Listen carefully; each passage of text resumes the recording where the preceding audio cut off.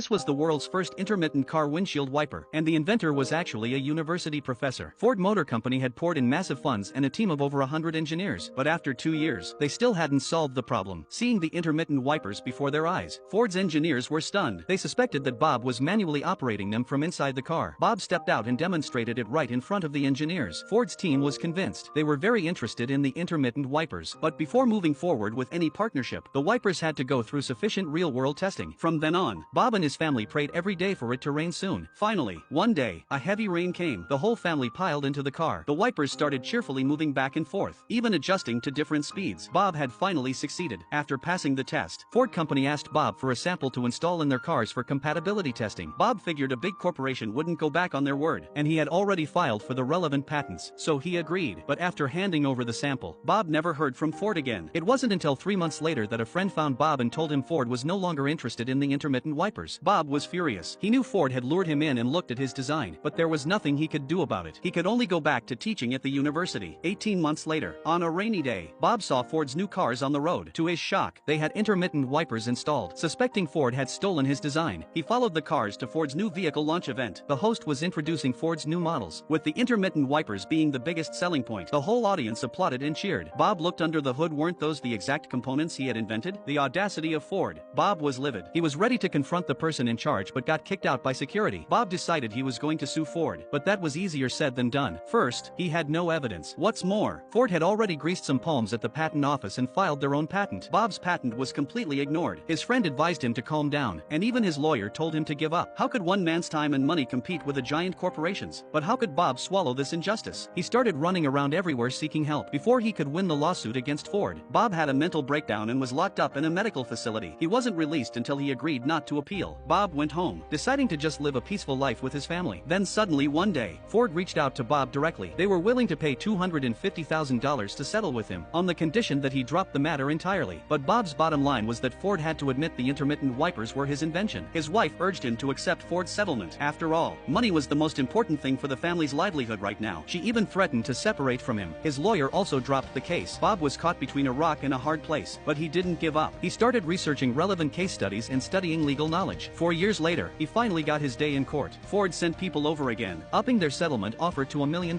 Bob shut the door in their faces. "See you in court," he said.